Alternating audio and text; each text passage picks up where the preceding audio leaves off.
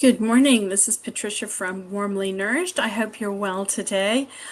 I just as a reminder of who I am, so I run a health and wellness coaching service called Warmly Nourished.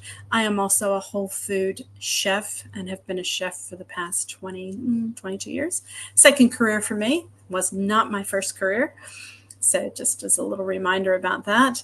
The information contained in this short little video is not to be considered medical advice by any stretch of mine or your imagination.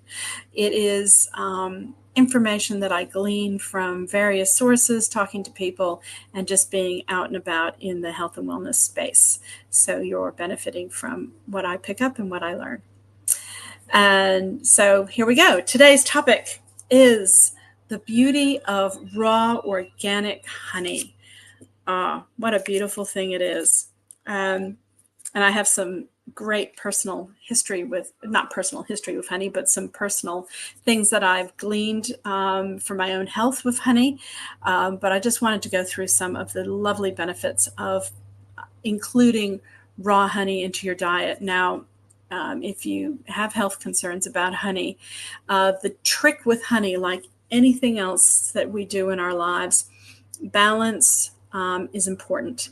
Yes, you can overdo it on honey, but if you take it in moderation and not overdo it, honey can be a beautiful addition to your diet for a couple of reasons. It has a lot of vitamins and minerals. So it contains vitamin C, vitamin B, calcium, potassium, iron, and that's just what comes because the bees have done such a lovely job with the product.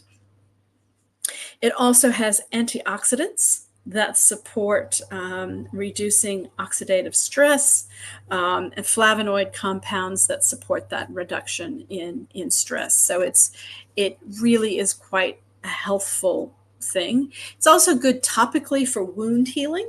It's got antimicrobial and antibiotic properties. It can help with a cough and a sore throat. And just a little tip there. Honey is also known as a mucus stripper, which means that it helps if you have a lot of mucus buildup, especially during cough and cold season. Honey will actually help pull that out and allow it to dissolve, and you remove it through normal detoxification processes that your body does. And combine it with lemon juice, you have a very healthy start to the day because all the mucus and inflammation, phlegm things that occur overnight can be easily pulled out of the body, and the lemon juice helps dissolve it, and then the body flushes it out. So it's a beautiful combination. First thing in the morning is to have warm water, lemon, and honey. Now, the thing that I have found the most effective for me is allergy relief. So I used to live in Sydney, and there are a lot of these funny little trees around called plane trees, and also a beautiful product called wattle. And the wattle and the plane trees used to flower at the same time. And the pollens aggravated my body and caused an allergic reaction where it was hay fever. And the entire month of September in Sydney, I would be miserable.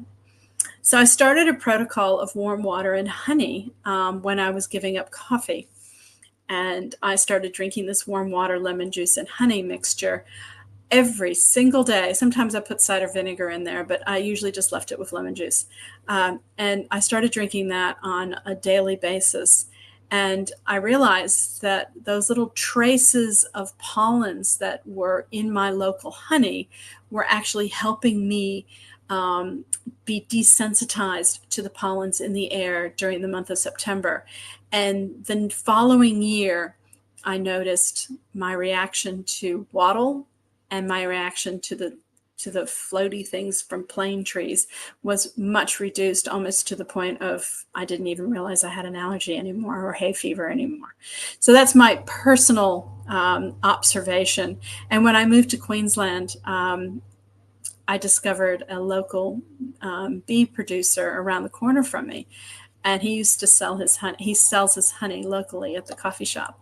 And so I started buying his honey, and lo and behold, it worked for my pollen allergies in Queensland. So I have personal antidotes for that. So I know that that works.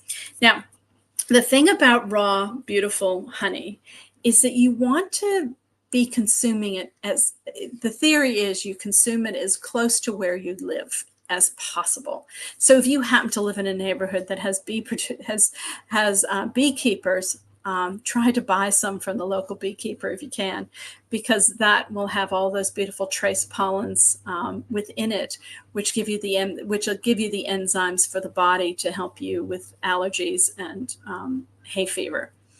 But additionally, the honey from your local area just means you're supporting a local beekeeper.